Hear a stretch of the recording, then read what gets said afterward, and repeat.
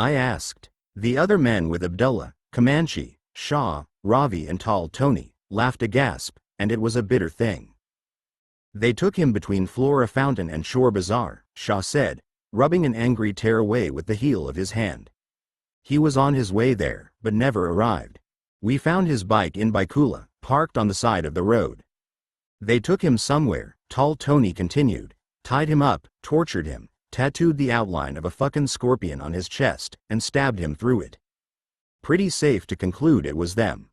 Tall Tony, distinguished by his height from the other Anthony in the company, Little Tony, spat a curse on the ground at his feet. The tattoo was a cruel twist of the knife. Fardeen was a Muslim, and he followed a tradition among some Muslims, forbidding tattoos. Marking Fardeen's body lowered the bar. The conflict wasn't between rival gangs, but between rival religions. Holy shit, I said. How can I help? They laughed again, but it was the real thing. We are here to help you, Lin brother, Abdullah said. Help me? They laughed again. What's up, Abdullah? There is a price on your head, Lin. It's a limited offer, Comanche said. One night only, 24 hours. Starting when? Midnight tonight to midnight tomorrow night, Shah said. How much? 1 lakh, Ravi said. 100,000 rupees, dude. That makes you the only man here who actually knows his market value. It was about $6,000, in those days. Enough to buy a pickup truck in America, and enough to pick up every sneak killer in the southern zone, in Bombay. I thought of several men I knew, a couple of friends, in fact, who'd happily kill me for nothing, if it occurred to them, just because they liked killing people. Thanks, guys, I said. What do you want to do? Abdullah asked me. I've gotta stay away from Carla, I said. Don't want any crossfire. Wise. Do you need anything from your home? Do I need anything, for being hunted to death? I worked the street. I was always ready. I had good boots, good jeans, clean t-shirt, lucky sleeveless vest with inner pockets, American money, Indian money, 2 knives at my back, and a motorcycle that never let me down. I didn't have a gun, but I knew where to find one. No, I'm good, until the clock runs down. It's gonna be an interesting night. Thanks for the warning. I'll see you in 24 hours. Allah Hafiz. I straightened my bike from the side stand and prepared to kick start. Whoa, Tall Tony said. Where the fuck you going? Ravi asked. I know a place, I said. A place? Abdullah frowned. A place, I said. Allah Hafiz. Whoa, Tall Tony said. What place? Ravi asked. There's a place I know with a way in, that everybody knows, and a way out that only I know. What the fuck? Comanche asked. I'll get my gun, I said, some fruit, and a couple of beers, and retire there for 24. I'll see you guys later. I'm good. Not gonna happen, Ravi said, shaking his head. We are forbidden by Sanjay from helping you, Abdullah said. But in a time of crisis like this, with a council member like Fardeen killed, many young men from outside the company are riding the streets with company men, patrolling the whole boundary of the south with us. Comanche has joined us, and he is retired from the company. Damn right, Ravi said. There is nothing to stop you riding with us, Abdullah continued, while we make patrols. And nothing to stop you resting with us, for the next 24 hours, as a gesture of your support for the Sanjay company. And if you choose to do that, Tall Tony said. We can't stop you, Ravi finished. So, come, Lin, and ride the boundary of South Bombay with us for the next 24 hours, Abdullah said, clapping me on the shoulder. And offer us your protection, in this time of attacks on the company. It was a nice offer, one you remember, but I didn't feel right accepting it. And suppose one of you takes a bullet for me? I asked. How am I gonna feel about that? Suppose you take a bullet saving one of us? Abdullah replied, starting his bike. How will you feel about that? The others started their bikes and we rode off together, settling into a slow speed after the bikes were warm, and cruising the streets and boulevards, 2 in front, 3 behind. Men block things out. Men are driven by duty, and block out anything that stands in the way of their duty. There was a new price on my head, and I had no idea who put it there, but I blocked it out, thinking only of survival. Maybe the fact that I already had a bounty on my head, offered by my own government, made it easier to block, and give myself to the boundary ride with Abdullah and the others, patrolling for surprise attacks by Scorpion Company killers. It wasn't the first time I'd ridden a patrol in South Bombay.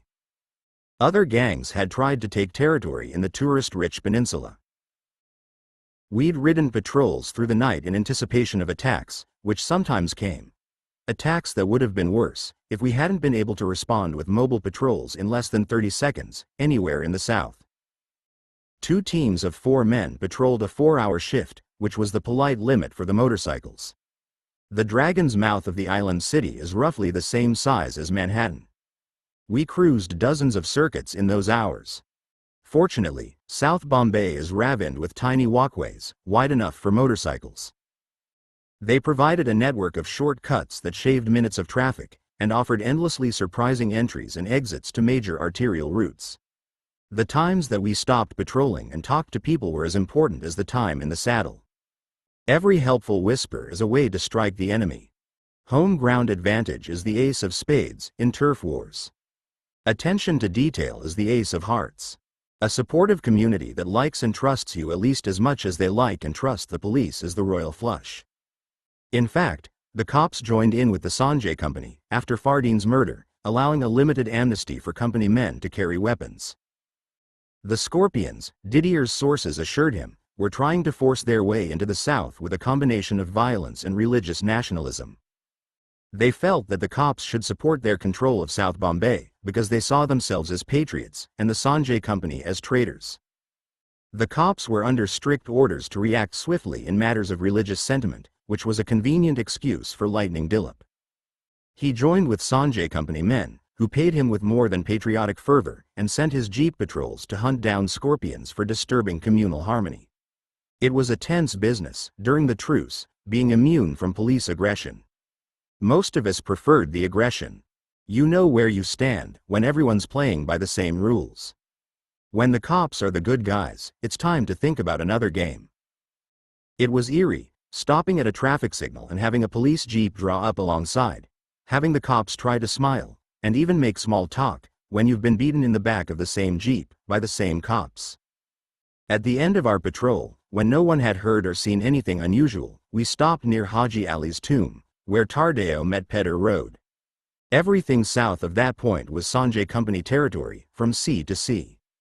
The tomb of the saint was on neutral ground, and gangsters from all over Bombay came to the shrine peacefully, even gangs that were at war. Abdullah left the bikes with a contact at the nearby service station, and led us on the long walk across the land bridge footpath to the small island tomb of the saint. We'd all performed the gangster ritual before. A late-night walk to the saint's tomb before battle. Haji Ali, then simply a wealthy Uzbek merchant named Ali, gave up all he had to the poor, and went on a pilgrimage to Mecca. He traveled all of the world that a traveler could reach. It was a difficult thing to do, because it was the 15th century, but he went everywhere, carrying his belongings on his back, and learning everything that could be known. A man of good taste, he settled in Bombay, and was renowned in the city and beyond for his piety. He died while on the annual Hajj. The coffin carrying his body was lost at sea, but washed up, miraculously, on the shores of Bombay, where his tomb was built. Once a day, in high season, the sea washed the path to Haji Ali's tomb away, leaving it invisible below the menacing water. It was as if the saint sometimes said, "Please, enough," and was released from the world of our sins and sorrows by a drowned path, letting him sleep in peace to restore his power as one of the great protectors of the city. On that night, the path across the sea was dry and almost deserted. The wind was sharp, and came in ruffling bursts. We walked alone, 6 gangsters, toward the island tomb, moonlight throwing long shadows on a mirror of shallow tide. The rounded rocks beneath us on either side of the wide path were exposed, black wet things clinging to the path for shelter, their backs bent to the sea. Incense, burning in bunches as thick as a camel's hoof, filled the air with fragrances of devotion. I didn't follow the ritual on the path across the sea to the island shrine. Gangsters going to war walked toward the shrine thinking of the harm they'd done in the past, prayed for forgiveness at the tomb, and walked away from the shrine ready for hell. I didn't do it, that time. I thought of Carla, and how angry we'd been when we'd said goodnight. I didn't think about who'd taken the contract out on me. The list of suspects was long, and I couldn't shorten it by thinking about it. As it turned out, Abdullah shortened it for me, as we walked back across the sea, on the strip of stone that joined the shore. You did not ask me who took out this contract on you. I thought I'd survive the 24, and then find out, I replied. Why do you not want to know now? Because, when I know, I'll want to do something to him. And it would be better to do something to him after everybody stops trying to kill me. It was the Irishman. Concannon? Yes. It was my turn to laugh, and about time. Good to see you keeping those spirits up, Ravi said, walking a pace behind us with Shaw, Comanche and Tall Tony. No, I laughed, it's not funny at all, but it's really, really funny at the same time. I know this guy. I know Concannon. It's his version of a practical joke. It's a gangster joke, to see if I can make it through. That's why the contract expires in 24 hours. He's fucking with me. I couldn't explain it more, because I was laughing too much, and then the guys understood, all but Abdullah, and they laughed. Every time they tried to straighten up, they reminded themselves how much they wished they'd thought of it first. Then they started exchanging the names of paranoid friends they'd love to do it to, and fell helpless again. I love this guy, Ravi said. I've gotta meet him. I mean, we'll kill him, of course, but I've gotta meet him, before we do. Me, too, Tall Tony said. Is this the guy Abdullah shot in the leg? The same. Twice, Abdullah corrected, in the same leg. And now, you can see that mercy is a virtue best reserved for the virtuous, and not for a demon, like this man. The guys laughed harder. It was a good sign, in a way. One of our men had been murdered, a man we all loved, and I'd been threatened with murder, but we weren't so afraid that we couldn't laugh. The young street soldiers composed themselves under Abdullah's stern eye, and we completed the walk to the shore. The walk to Haji Ali's tomb before war was an insult to the saint whose coffin rode miracle waves back to the island city, blessing it forever, and we knew it. But we also knew, or willed ourselves to believe, that saints forgive what the world shuns. And we were sure in those moments of the walk, despite our sacrilege, that he knew we loved him, the eternally patient saint, who listened to our gangster prayer as he slept on the sea. Chapter 54. Concannon's practical joke was a blessing, after I survived it, because it flushed assassin-minded snakes out of the long grass of Calaba's unconformable jungle. Abdullah and Didier visited every thug who'd asked about the reward for my life, and slapped him around in case the reward was offered again. I hunted Concannon across the city, following every slender lead. Some of the searches took me to distant suburbs, on rough roads. I spent a lot of time in the saddle, most of it thinking about him. But the Irishman was always a ghost, a rumor, an echo of a taunting laugh, and I finally had to be satisfied, for a while, that if he couldn't be found, he wasn't a threat. Carla was still mad. She froze me out, and was invisible for days. I tried to stay mad at her, but couldn't pull it off.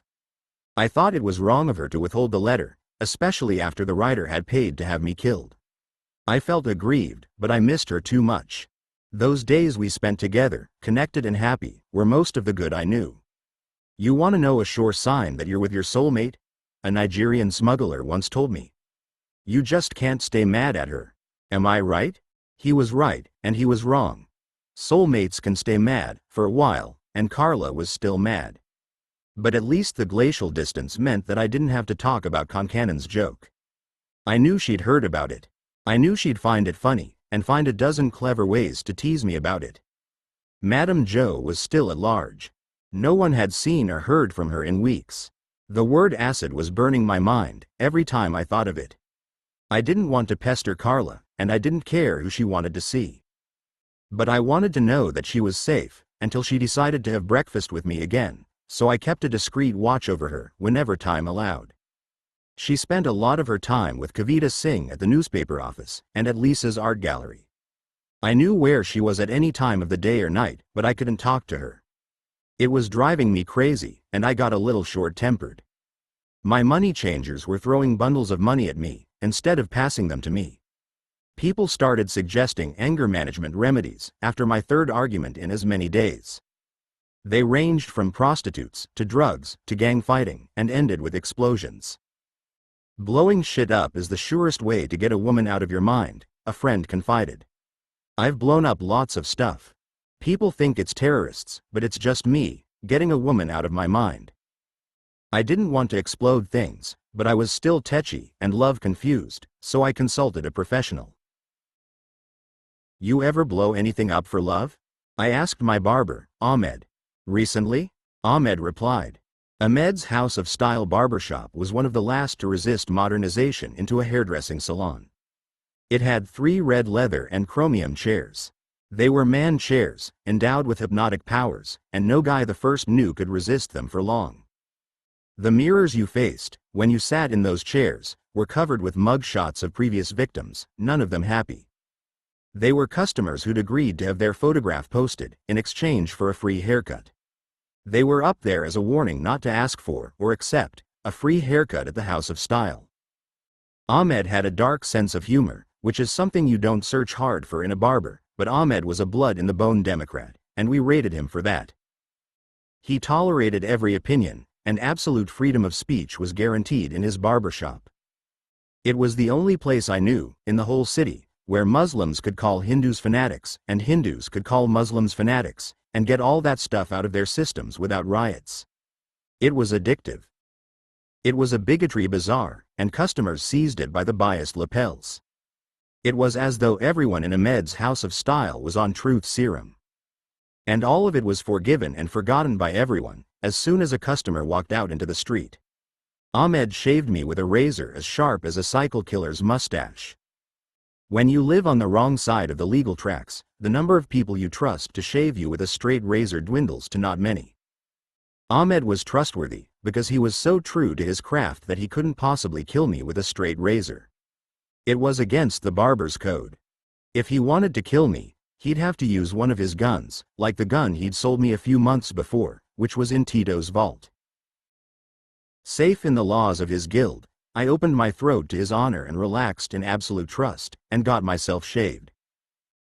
He wrapped my freshly skinned face in towels hot enough to force confessions. Satisfied that the punishment fit the crime, he whipped off the towels and removed the shroud with a bullfighter's flourish. He brushed me off skillfully, powdered my neck where he'd shaved it, then offered me the entire range of his only aftershave, Ambrosia de Ahmed. I was calm. I was cosseted by Ahmed's professionalism. I was healed and feeling serene. And I was just rubbing my face down with Ahmed's ambrosia, when Danda walked in the door, calling me a motherfucker. Danda. And me with aftershave. I didn't let him finish his tirade. I didn't care what he called me, or why he called me it. I didn't care what he wanted, or why he wanted it. I grabbed his shirt and slapped a cologne wet palm at his red ear, and kept on slapping it until he broke free and ran away, taking a fair portion of my testiness with him. I opened the door of the barber shop and waved goodbye. Allah Hafiz, Ahmed bye. Wait, Ahmed said, coming to join me at the door. He turned up the collar of my sleeveless denim vest and curled it into place. That's better. I walked outside and met Gemini George on the step. He grabbed me by my carefully arranged vest. Thank God, mate, Gemini said, coughing, panting and falling into a hug. I've been looking everywhere for you. How'd you find me?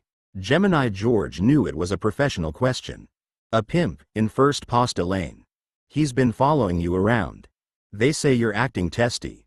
He's been betting you won't last another 2 days without visiting a girl. I'm fine, I said. I just got cured. Good, he said nervously. What's the problem? It's Scorpio, he replied quickly. He's gone crazy. You've gotta help me. Slow down. Scorpio can't go crazy. Scorpio's already crazy. Way crazier than Scorpio crazy. Twilight Zone crazy. He's freaked out, man. Maybe we should talk about this somewhere. We sat in the Madras Cafe. We had idli sambar, followed by 2 rounds of strong, sweet tea. Gemini was a street guy, even though his friend was a millionaire. He ate first and talked later. When he sipped at his tea, washing down the last flavor of chili and coconut, he told me the story. It began, as so many stories in India do, with a parade of saints. The previous day there'd been a procession through the streets to venerate the memory of a local saint, who happened to be a lover of hashish. The streets were filled with devout holy men. It was the only day in the year when the cops couldn't bust anyone for smoking, because most of the people smoking were holy men. It was a festival designed for the zodiac George, and Gemini had used it to lure Scorpio from his eagle's nest at the Mahesh, and get out in the fresh air. It went well, at first, Gemini said. Scorpio found his street shuffle walk again, remembering the rhythm of the road as Gemini walked beside him. He even got talkative. He began to tell his 4 bodyguards, hired from the hotel by the hour, about the doorways and alleyways they passed, and the adventures that he and Gemini had experienced in each one of them. Then they turned a corner and found a sadhu, a holy man, barring their path. His hands were raised, one holding a knotted staff and the other stained sacred red. What happened? I asked him. I said, Namaste, G. Like to swap dope? I've got some Manali. Did he smoke with you? He didn't get a chance. Before he could reply, Scorpio tried to step away, but the sadhu stopped him. What did he want? He said, give me $1,000. How much? $1,000. What did Scorpio say? He said, are you crazy? Did he have $1,000 in his pocket? That's exactly what the sadhu asked him, Gemini said. Do you have $1,000 in your pocket? Did he? He had 25,000 on him, Lin. He showed it to me, to explain why we had to have 4 security guards from the hotel with us. What did Scorpio say? Scorpio, you know, he was getting angry, and he said, nobody gives $1,000 to a complete stranger. I'll give you $100, but just so you leave me alone. Not very polite, I said. How did the guru take it? He was calm and cool, you know, guru-like, and he said, if you gave me $1,000, would you even notice its absence from your fortune? What did Scorpio say? He said, that isn't the point. And the sadhu? He said, your weakness is greed. And that awakening, itself, is worth $1,000. I'll remember those words, Lin, until the day I die. He had a point, I said. That he did, Gemini replied, glancing at the doorway, needing a cigarette. And he smiled, as he said it. I'll never forget that smile. It was a spiritual poker face, like. And it might have been that smile, you know, what set Scorpio off. Just that smile. What happened? He tried to push past the holy man, and they kind of struggled. The bodyguards shouted for him to stop. Next thing, the holy man falls down, and bangs his head on the corner of a wall. It was a bad cut. There was a flap of skin missing from his forehead, above the eyebrow. The bodyguards ran to help him. I offered him my handkerchief, and told him we had to call the hotel doctor. Gemini stopped. He looked at the street. He wanted to be back out there, in the tide of trick and talent that had carried him so safely, for so long. We'll have a cigarette after the story, Gemini, I said. I know you on the street, man. You walk out that door now, you'll be gone in 60 seconds. So chase to the cut, and tell me what happened. Don't you mean cut to the chase? Gemini. The holy man cursed him, Gemini said, shivering. He was suddenly scared, and I didn't like it, because I liked him. And, that's it. There's no patience as pure as the patience we spend on loved ones, who make things harder than they need to be. I gave him a patient smile. What, exactly, happened? The holy man cursed him. He said that his greed would become his murder weapon. He said that from the day his blood was spilled, Scorpio's money was cursed, and would only bring him sorrow and regret. What happened then? The bodyguards bailed out, right there on the spot. And Scorpio? He ran away. I found him at the hotel, later. And the holy man? I waited with him. I tried to get him to come into the hotel with me. But then some more holy men came, and he told me to run, because they'd be so angry they'd kill me. So, I ran. You know how dangerous holy men are. And Scorpio thinks he's cursed? He kind of is cursed, Gemini moaned. I mean, the hotel staff have left our floor. They all think he's cursed, and they won't service his room. How are you getting on, at the hotel? Scorpio talked to the hotel, and hired new people, today. They come from Lithuania, I think. Nice people. Can't understand a word they say. His new bodyguards are Russian. Can't understand them either, and they're speaking English, and all. He's locked up in the penthouse suite again, but I mean really locked up, this time. Drop the poker game for a while, I said. I'll square it with Didier. Let's find the sadhu, and have the curse lifted. I was thinking that the sadhu probably wasn't a rich man. I was thinking that we could find him, ask him to forgive the fool who'd touched him without respect, and accept a substantial payment to lift the curse. The Sadis I knew, and I knew quite a few, would accept the offer without hesitation. It would have worked. I was sure. I couldn't know then that for Gemini, my innocent, loving friend, it would lead to rivers long forbidden, for good reason. Fantastic. Lin, you're a genius. This curse thing is rippin' Scorpio to bits. I don't mind telling you, I'm not comfortable with it, myself. In my book, you should stand as clear of a holy man's curse as you do from a hand grenade. I was in the spiritual radiation zone, so to speak, and I'd like this cleared up, as much as Scorp. You could ask Naveen Adair for help, I suggested, opening my suggesting mouth. He's running the Lost Love Bureau from the Amritsar, in the rooms next to me. Great idea. I'll ask around, at first, and hand it to Naveen if I can't find him. We'll have Scorpio right as rain in no time. Good, I said. Can I offer you a ride? He looked out through the open doorway to my bike, parked illegally at the curb. No, thanks all the same, he smiled. Never was much of a one for motorbikes. I'll scoot back to the hotel in a taxi. Thanks, Lin. I knew I'd feel better if I talked to you. I rode through the southern boulevards, doing my rounds, being seen, and thinking of the Zodiac George and how happy they'd been, before an elegant emissary of fate in a dark suit made one of them rich. Like Scorpio, I didn't have to stay in Bombay.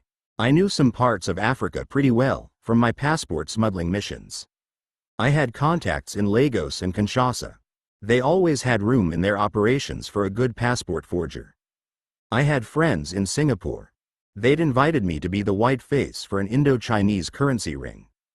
It was good money, in a safe city, where everyone left you alone if you respected the local rules and didn't hurt anybody. I thought about it, often. But sooner or later, I looked away from every option. And I couldn't decide if it was the city or the woman who wouldn't let me go. Solemn in the saddle, I rode to the Amritsar Hotel, hoping that Carla was there. My touts had tipped me off that she'd left the art gallery an hour before. I had a peacemaker present for her. Some friends who played in a jazz band had told me they were bringing their acoustic instruments for a jam, by the sea, on the Colaba Back Bay. It was a unique experience, her favorite gift. You just missed her, Didier said, looking up from his cluttered desk. She was here for a few minutes, only. She was not alone. She was with Taj. Who the fuck is Taj? A tall artist, rather good-looking, with long black hair. He sculpted the Enkidu that stands in the entrance to Jehangir, this month. He's very talented. Artists, I said, remembering the sculptor. Indeed, Didier agreed. Why do we flock to musicians and painters? It's sexy, I said. Painters make them take their clothes off, and musicians make them come. Artist pricks, Didier hissed. Indeed. Did she say when she'd be back? Well? What? Well, why don't I want to know this, Didier? She said, that she will return, in 2 days, Lin. And I think she meant it. She took her gun. And the tall artist, Taj. I was quiet for a while, but I must have been grinding my teeth, or my knuckles, because Didier stood up and gave me a hug. No matter what happens, Lin, there is always alcohol, he said, holding my shoulders in his straight arms. Let us get majestically drunk. Do you have a preferred place of abandon? You know, Didier, you're right. We should go anyway. Go? To see A.U. Amazon, Raghav's jazz band. They're playing tonight. It's an unofficial concert on the Back Bay. I was hoping Carla would come. But let's go anyway, and have some fun. You are singing my song, Lin, Didier answered gleefully. But I will take a taxi, if you don't mind. Chapter 55. I rode alone to meet him at the jam, but as I cruised past the Colaba police station on my way to Cuff Parade, I saw Arshan, standing in the middle of the road. He had a long, serrated kitchen knife in his hand. He was shouting. I pulled the bike to a stop, and walked up to stand beside him. A crowd had begun to gather, but they were at a safe distance. So far, the cops hadn't seen him, or they'd chosen not to respond. How are you, uncle? I asked, my hand close to his. This coward, Arshan shouted. He kicked my boy, and now Farzad's in the hospital, with blood on his brain. Come out and fight me. Do you hear me, Lightning Dilip? Whoa, Arshan, take it easy, and keep your voice down. Nobody wins, fighting the cops head on. If you've got enough fire or firepower to drive some cops off, they always come back with more cops. And if you beat them, too, they come back with more cops until you're all dead or very long gone. That's what it means to have a police force. You've accepted a group of people who can't afford not to win. That's part of the unspoken deal they make with any city that hires them. Cops put their lives on the line every day, like outlaws, and they can't tolerate a direct attack on themselves. Cops and outlaws bite back if anything bites them. It's a rule, and cops always bite last. Softly, I turned Arshan away from the center of the road and back onto the footpath across the street. I slipped the kitchen knife from his hand and passed it to one of the street boys. There was a taxi stand around the corner. I tumbled Arshan into a cab and told the driver to wait. When I'd parked my bike in a safe spot, I called out to another street boy to watch over her until I returned. Arshan was sobbing when I returned to the cab. I sat next to the driver, directing him to the triple-fronted mansion near Cuff Parade. Arshan was stretched out on the back seat, his arm flung over his face. As the taxi pulled away, I turned to see Lightning Dilip standing under the arch of the police station entrance, his fists on his hips. Arshan stopped the taxi before we reached his house, saying that he had to talk to me in private. The chai shop where I sat with Concannon after the fight with the Scorpions was nearby. We sat in a sheltered spot beneath a blue plastic awning tied between trees. Arshan drank a few breathy gulps of his tea. Tell me about Farzad. He was having these headaches. I was so angry I came up here once before, to challenge Dilip, but you brought me home. The headaches got worse. Finally, we convinced him to have it checked, and they discovered a massive blood clot. It happened, they say, when he was kicked in the head. That's tough. I'm sorry, Arshan. While they were testing him, he collapsed. They took him upstairs to the intensive care right away. He's been there ever since. 72 hours, now, unresponsive. Unresponsive? He's in a coma, Lynn. Where is he? Bhatia Hospital. It's a good hospital, I said. He'll be okay. He'll die, Arshan said. He won't. You won't let him. But he'll have nothing to live for when he gets well, if lightning kills you. Promise me you won't do anything like that again. I can't. You can. And you must. People are depending on you. You don't understand, he said. I found it. You found what? I found the treasure. Bells rang somewhere. People were praying at a local temple and ringing small, handheld bells. The treasure? Yes. When? He was staring at his own feet in a daze, the empty chai glass slipping through his fingers. I caught it as it fell and set it on the ground. 2 weeks ago. The families must be thrilled, even at a sad time like this. I haven't told them. What? You've got to tell them. At first, he said quietly, talking to himself, I didn't tell anyone because I didn't want to lose what we had. The search was so much fun, you see. We were all so happy. I know the treasure will change us. It has to. We won't be able to stop it. So, I kept it a secret. He fell silent, dancing backwards through memories of a treasure unfound. And now? When Farzad got sick and he was lying in that bed, not responding to a kiss, I knew that I'd kept the secret because I was greedy. In my heart of hearts, the secret was too wonderful to share, and it gave me pleasure, for a while, to know that it was mine, alone. It's human, I said. And now you can make up for it, like a mensch. Don't you see? I didn't make any protest when that policeman kicked Farzad, because I didn't want anything to jeopardize the search. I sacrificed my own son for the treasure. You didn't kick your son in the head, Arshan. And Lightning Dilip has kicked me in the head a few times, without a blood clot.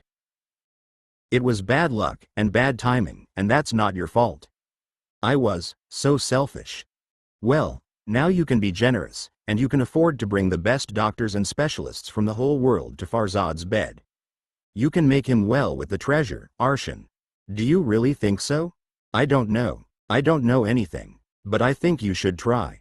Whatever you do, you've got to tell the others that you found the treasure. Every day you wait breaks a strand in their trust. You gotta do it now, Arshan, tonight. You're right, he said, straightening up. You're right. Let's get one thing straight, before you do. I don't want any part of the treasure. I don't want to hear about it, ever again, if that's okay with you. What are you saying? I'm saying that I don't need it, and don't want it, and don't want to hear about it, ever again. You see that, right? You're a strange man, Lin, he said. But I like you. I walked him to the door of his house. We could hear Anahita on the other side of it. She'd worked up a good pestering, and let him have it before she opened the door. 7 loaves I baked for Farzad's prayers, the closed door shouted at us, and you couldn't get home on time. When she opened mid-pester and saw his face, she cried out and pulled him into a cuddle. What is it? She gasped. What's the matter, my darling love? I have something to tell you, sweetheart, Arshan said, leaning on her, as he walked through the red curtains leading to the excavated dome. Call everyone together. Of course, my darling, she said, supporting him on her shoulder as they walked. I'm sorry about the loaves, dearest, Arshan said absently. Never you mind about that, my darling. I let myself out. Nobody noticed. I was glad. As I stood outside, waving down a taxi to retrieve my bike, I heard shouts and screams and happy ululations, ringing from the 3-family home. I got my bike, and paid the kid who'd watched it for me. He gave the money back, and change, which wasn't a good thing. He'd been using my bike as a prop, while I was away. He was a zone drifter. His bing was to sit on other people's motorcycles and in other people's cars to do business. He'd just done a drug deal, sitting on my bike, and he was sharing the take with me. When I was with the Sanjay company, it wouldn't have occurred to him to use my bike for business. It was insubordinate, and he knew it. He was wondering if I knew it or not. I grabbed the collar of his shirt, and pushed the money into his pocket. What the fuck do you think you're doing, Sid, using my bike? Things are bad on the street, just now, Linbaba. Afghans in Muhammad Ali Road, and scorpions under the bed. A man doesn't know where to deal his dope anymore. Apologize. I'm so sorry, Linbaba. Not to me, to the motorcycle. You were supposed to look after her.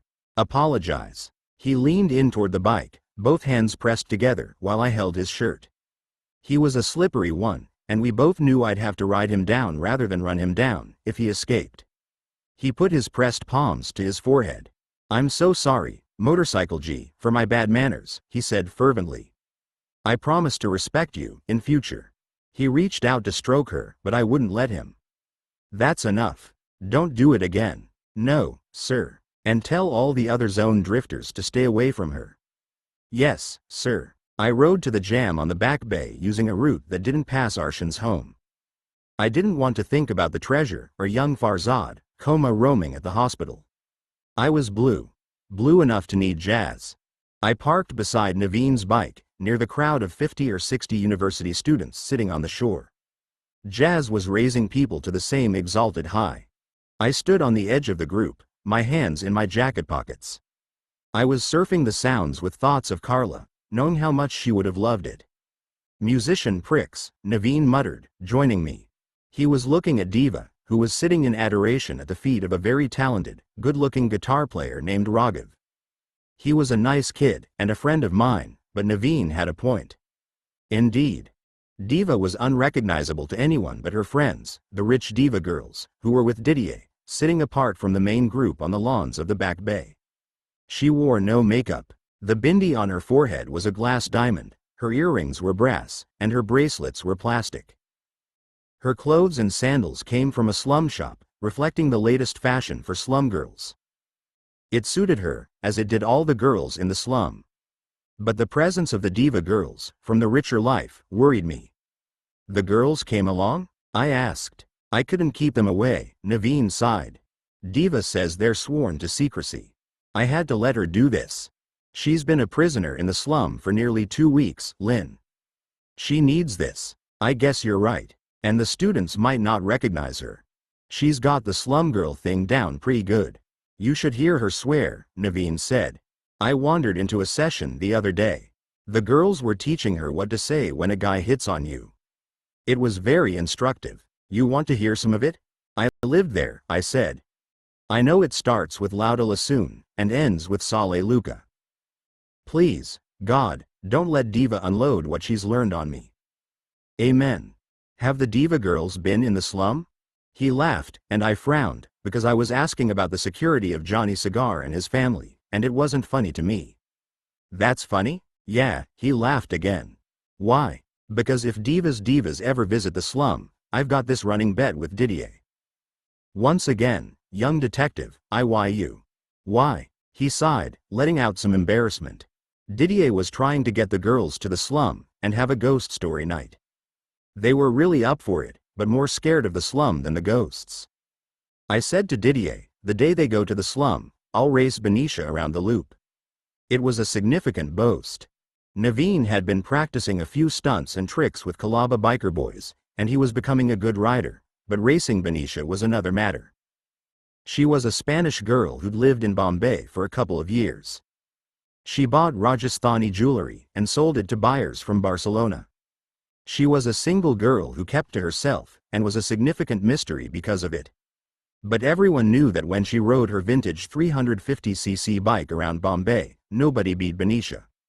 You know Benicia? Not yet. And you're serious about the bet? Sure. He laughed, but then smartened up. You're not thinking of bribing the diva girls into the slum, are you? No one should go there, I said. Diva's there as a guest of Johnny and his family. And tell the people who killed her father are caught. No one should go to see her, in case they expose those people to harm. You're right, of course, he said stiffly. I wasn't thinking of that. I'll try to stop the diva girls, but Didier might have already persuaded them. I'm sorry. It's all right, Naveen. And if the divas do visit the slum, and you get Benicia to race you, I'll put $1,000 on you, kid, here and now. You mean it? I fished the money from my pocket and handed it across. Done, Naveen said, offering his hand. Done, I said, shaking it. How's it going with Carla? Naveen asked.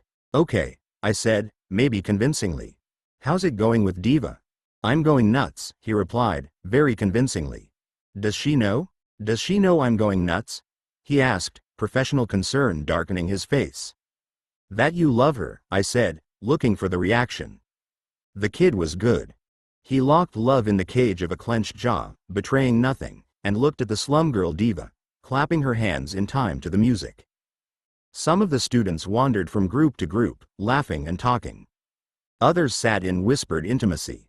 There was some hand-holding, a little cuddling, and the occasional kiss. In Bombay, in those years, it was as wild as kids could get. It was also more innocent than you can reasonably expect sexually excited 20-year-olds to be. It was a sweet thing, the gentle love those kids shared, as their enervated minds recovered from the task of inheriting the city, while the music played, echoing softly from the tall apartment buildings nearby, where many of them lived. They were sons and daughters of the future. They wore hip clothes, passed joints and bottles of cheap rum around, and played music near the sea. But they also got good grades, and didn't give a damn that the group included every faith and every caste. They were already something that had never existed on the foreshore of the island city, and when their turn came to run the companies and councils, they'd be navigating by different stars. Diva's two friends were leaning in toward Didier, clutching at him in helpless giggling. They weren't listening to the music. Every sentence Didier whispered made them shriek into his shirt front, trying to stifle the sound. He saw me and excused himself from their pout. What kept you? He asked, shaking my hand. What kept me? Arshan's suicide attack on the Kalaba police station and a fabled treasure. Tell you later. How you doing? Didier didn't hear me. He was making a scandalous gesture to the girls. How you doing, Didier? I have two very charming ladies over here, who would like to know you better than they should. He waved his hand as if presenting a magic trick. We looked at the girls, sitting a few meters away. They were doing something with their faces. It might have been smiling. I couldn't be sure. Whatever he'd told them about me sent them from fear to fascination, it seemed. They raised their hands and moved them. It might have been waving, or they might have been warding me off. They were scary smiling again, and I couldn't figure it out. Guys never understand what pretty girls do with their faces. They got up, quite athletically for sit-around girls, and began to slow walk toward us, their bare toes prowling through the grass in step. They weren't sit-around girls at all. The divas were dancers. Dancers who danced together and practiced. They were good. That part, I understood. Guys always understand what pretty girls do with their hips. If they ask you about the man you killed, Didier said, As the diva girls slow-stepped across the moonlit grass, "I'll take it from there." "I haven't killed anyone, Didier." "You haven't?" he asked, dubious. "Why do I always think you have?" "Hi," one of the girls said. "Hi," the second girl said. "I'm so glad you girls are here," I said. "You've gotta hang around until my wife gets back from church." "Your wife?" one girl said. "Church?" the other peeped. "Yeah, she's got the kids. 4 under 4, so glad you're good babysitters. Those kids are demons, and we need a break." "Ew, aren't you the babysitters?" I asked innocently. "Didier said you'd do Mondays, Wednesdays and Fridays, for 20 rupees an hour." "Ew," they said as they skipped away and stepped to sit with 2 pretty, well-dressed boys playing tabla drums with the band. "Now, look what you've done," Didier protested. "The man I killed?" I countered. "You'll take it from there?" "Well, Lin," he grumbled, "Didier is an artist of spin, everyone acknowledges that, but let's face it, you don't give me much to work with." I used a little poetic license. "If I tell people the truth, only Naveen and I will find you interesting, and I am not completely sure of Naveen." "What is this? Shit on Shantaram week?" "Back up, Didier. I've been crowded all I can take for one day." He couldn't reply, because there was a sudden shout. "It is a fire, I believe." We turned to see flames, rising from a place on the coast, not far away. "It's the fishermen's colony," Naveen said. "The boats are on fire," I agreed. "Stay with Diva," Naveen shouted to Didier, as I ran for my bike. "The girls are safe with me," he shouted back, his arms around Diva's divas. "But please, do not get yourselves killed." Chapter 56. Naveen and I rode past crowds streaming from the big slum to the fire in the next cove. We stopped the bikes in the middle of the road, next to the concrete divider. From the road, we could see the long boats burning. It was dark, on the beach, where the fishermen lived in their shamble of huts, but the cove faced a main road with an intersecting street, and the lights made cold pictures of the burning, only 20 meters away. The boats were already blackened, shriveled versions of the sturdy craft they'd been. Red-rimmed mouths of glowing coals still burned on their sides. The boats were lost, but the fire hadn't destroyed the houses, and people were working desperately to save them. Naveen and I tied handkerchiefs around our faces, ran across the street, and joined the bucket brigades.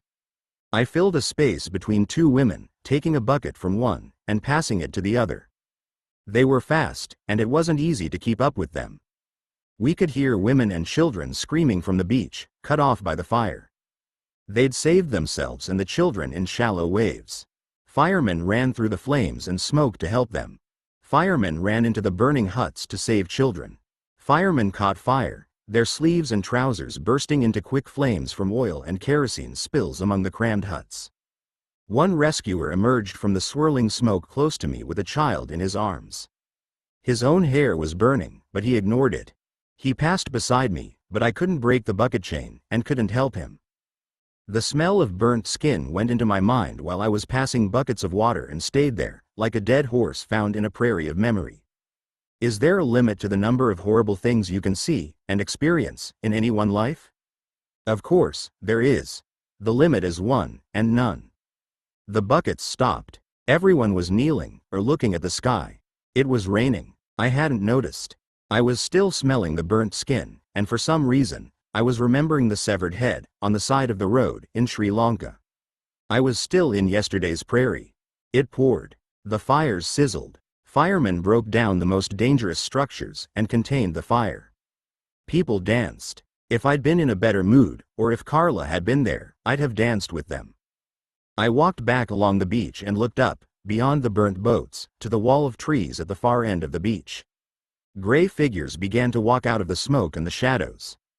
Greg figures, ghosts or demons, were coming toward us slowly.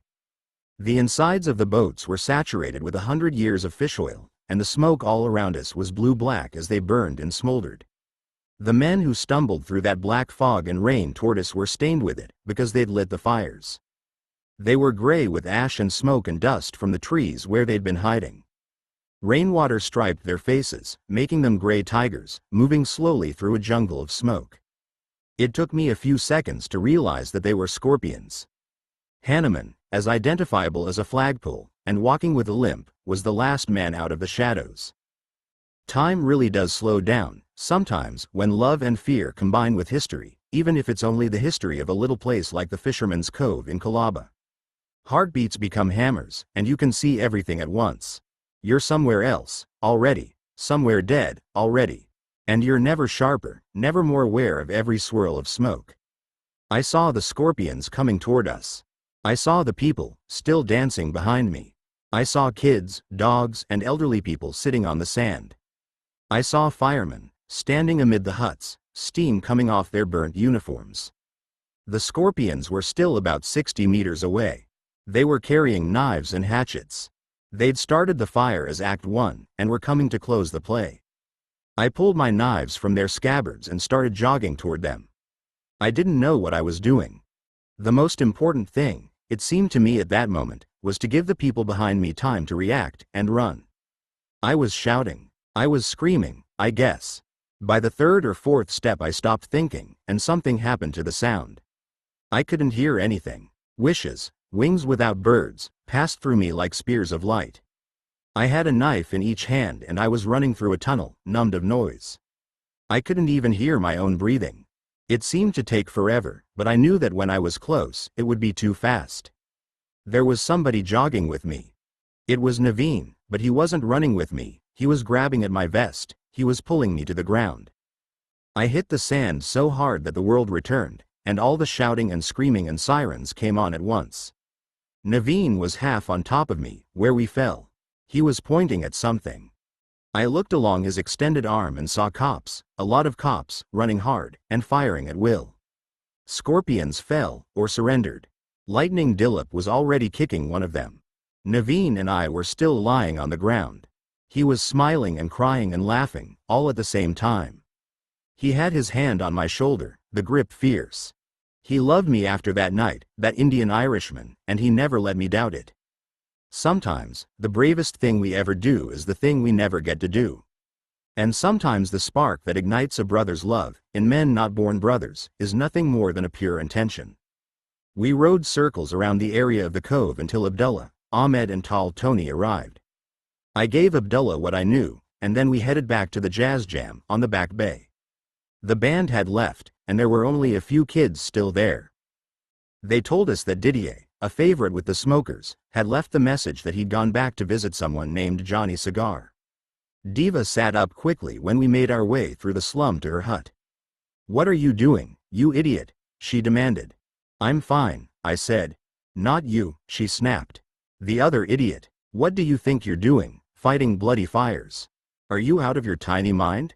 You were safe, with Didier," Naveen protested. "I was only gone an hour." "And who was keeping you safe?" she asked, advancing to poke him in the chest. Naveen grinned happily. "What are you so chirpy about? You care what happens to me," Naveen said, wagging his finger at her defiant nose. "You care about me. Of course I care about you. Some fucking detective, you are." "Wow," Naveen said. "That's all you've got to say? Wow. If you say that again, I'll smack you with a pot," Diva said. "Shut your mouth, and kiss me with it." They almost did, but there was a fierce clatter of pots and pans, and a loud clamor of voices. Somebody was coming through the slum, and making a lot of noise about it. Naveen put Diva in Sita's hands, ready to make an escape through the back lanes on the seacoast. Johnny Cigar, Didier, Naveen and I faced the only path leading from the main part of the slum. We heard a voice raised above all the others, shouting in English. It was Kavita Singh. When she came into the open space in front of Diva's hut, we saw that she was smiling, and an honor guard of women was cheering her. Diva returned with Sita to greet her. "Just for you," Kavita said, handing Diva a newspaper. "Today's front page. It'll be on the stands in a few hours, but I thought you should be the first to see it." Diva read the lead article, looked at the photographs of her father, handed the paper to me, and fell into Naveen's arms. The gang responsible for the massacre at the Devnani mansion had been captured. They'd confessed to the crime, and were in prison. It was an African-Chinese crime syndicate, handling most of the pharmaceutical pleasures flowing illegally through Bombay to Lagos. Smashing the gang and solving the murders was a triumph, the cops said, involving officers from several countries. The temporary CEO of Devnani Industries, Rajesh Jain, appealed once again for the missing heiress to come forward and claim her inheritance. For Diva, the threat was gone and she was free to leave the kerosene lamps and live in the electric world again. "Lynn," Didier said, "can I offer you a flask?" He'd been talking and joking with Kavita. Her expression said that I'd interrupted her and had tested her patience. "How did you know Diva was here, Kavita?" "You and Carla are psychically connected," she snarled, taking a swig from Didier's flask. "You tell me, what's that supposed to mean?" "Why don't you just go home, Lynn?" she said. "You do have a home, don't you?" I didn't know what she was so angry about and I didn't care. "Bye, Kavita." I walked out to the street and had just started my bike when a motorcycle pulled up beside me and someone called my name. It was Ravi, the company street soldier who'd ridden with me on the night of the contract. "Abdullah sent me to find you," he said, remaining on his bike, his hands on the high handlebars. "The Scorpions killed Amir. And Farid is dead. Peace be upon them," I said. "What happened?" "The Scorpions dragged Amir out of his house and killed him in the street." "Oh, shit." Farid went crazy. He shot his way into the police cells. "What happened?" "The cops ran, and Farid killed 3 Scorpions who were in the cells for the fire. That big guy, Hanuman, he saved Vishnu. He took 6 bullets, but he's gone for good, the big man. The mustache guy, Danda, he's also gone." "What happened to Farid?" "The cops came back with a lot of guns and killed Farid. Shot him 60 times, they say." "Yalla. Get the fuck off the street, man. It's cowboys and Indians out there and I'm too Indian for this shit." He rode away quickly, a lone dispatch courier in a militarized zone. He was scared and angry, always a bad combination in a man. I'd never seen Ravi scared. He was one of the calm ones, and every gang has them. But the loss of blunt-headed Amir, the first to dance when any music played, the first to start punching when the action started, and Farid the Fixer, the champion boxer, both full Sanjay Council members, scared the young gangster. Scorpions had already died. Company men had died. More would join them in the dark red fall. Ravi was living his life one night at a time. It was war. It was the failure of everything. I rode back to the Amritsar. I needed to sleep, and then find out what hadn't gone crazy on the street. I needed to know how much of my business was still running, and how much was running away. I parked the bike in the alleyway that split the hotel. I'd parked there too often, I guess, because I wasn't paying enough attention when I wiped the bike down for the night. I stood up, and Madame Jo was there, very close to me. The twins were also there, one on either side of her. There were 2 other men, short and thin men, with the kind of hungry in their eyes that nothing can feed. They had their hands in the pockets of the jackets. They were her acid throwers. "Madam," I said, "no offense, but if your acid throwers start to take their hands out of their pockets, I'm gonna go crazy. And when it's all over, I won't be the only one dead or burned." She laughed. To be sure that I knew she was laughing, perhaps, she switched on a light beneath her veil. It was a battery-powered party tube light, curved around her neck like a necklace, inside her black lace veil. The veil was suspended from a rigid mantilla, high over her head, made from something black and shiny. Dead spiders, was my guess. The lace veil met a black taffeta dress that brushed the ground, hiding her feet. She must have been in very high platform shoes, because the tiny woman was almost eye to veil with me. The light shone through the lace, illuminating her face from below. I think it was intended to be a devastating revelation of her famous beauty. It wasn't. She was still laughing. "You know, I'm tired, madam," I said. "Your friend, Vikram, died tonight," she replied quickly, turning off the light. I got it. The light wasn't for turning on, it was for turning off. In the sudden darkness her face was a shadow, breathing. "Vikram? The cowboy," she said. "He's dead." I stared at her black space face, angry, and thinking about her acid throwers, and Carla. "I don't believe you." "It is true," she said. She cocked her head to the side a little, watching me with invisible eyes.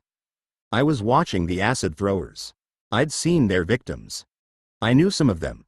People with faces smeared of feature, a stretched mask of skin, with holes cut for the vanished nose and mouth to breathe, and no eyes at all. They begged along the strip, communicating through touch. Thinking about them made me angrier, which was good, because I was scared. How do you know that? It is a matter of record, now, she replied. It is a police case. He committed suicide. It can't be. It can, she whispered, and it is. He took a week's supply of heroin, and he injected himself with it. There was a suicide note. I have a copy. Would you like to see it? You know, madam, I've only met you twice, and I already wish I hadn't met you the first time. I gave him the drugs, Madame Joe said. Oh, no, my mind pleaded. Please, no. Cheapest murder I ever committed, she said. I wish all the people I hate were junkies. It would make life so much easier. She laughed. I was breathing hard. It was a tough job keeping a close watch on 4 of them. 5, if you counted the spider about the size of a small woman, named Madame Joe. The arched alleyway was dark and empty. There was no one on the streets. He cheated me, she hissed, and about jewelry. No one cheats me, especially not about jewelry. This is a warning, Shantaram. Stay away from her. Why don't you come back and talk to Carla about it in person? I'd like to watch. Not Carla, you fool, Kavita Singh. Stay away from Kavita. I drew my knives, slowly. The twins slipped clubs from their sleeves. The acid throwers shifted on the balls of their feet, ready to throw. Madame Joe was only a lunge away. With the right momentum, I could pick her up and throw her at the acid throwers.